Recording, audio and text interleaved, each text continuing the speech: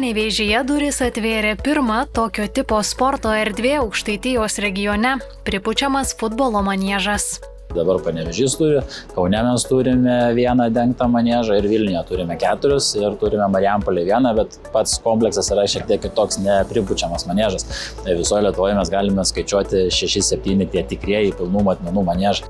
Šį projektą inicijavęs Panevėžio miesto vicemeras Rytis Račkauskas sako, kad iki šios dienos eita 5 metus. Nežinau, ar čia atsitiktinai ne, bet kaip tik tarptautinė futbolo diena. Tik šiandien visi sužinojome ir matytas sutapimas ir matyt kažką reiškia. Šiaip tai galiu tik pasidžiaugti, kad ta mūsų miesto ambicija, čia šįkart sportinė, šiandien įgyvendinta.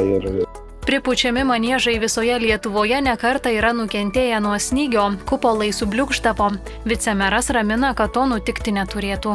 Pasimokėme iš tų klaidų, kurios buvo galbūt padarytos pirmosius Lietuvoje maniežus statant, nes aišku, tos patirties nebuvo ir ten buvo tam tikrų tokių klaidų, bet mes, manau, pasimokėme iš to ir tokie tikrai yra padaryti sprendimai, kurie neturėtų tokių pasekmių, iššaukti.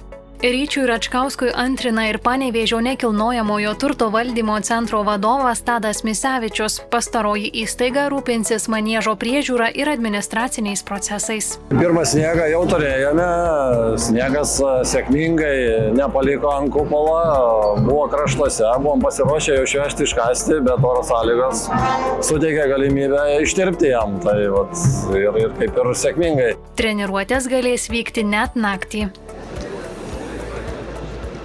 Turime faktiškai grafikus profesionalų, turime laisvus laikus ir suteiksime galimybę miesto visiems gyventojams ir svečiams atvykti ir sportuoti. Netgi galbūt padarysime, kad dirbtų ir nakties metu. Beveik 9000 kvadratinių metrų ploto manieže vyks ne tik futbolo treniruotės.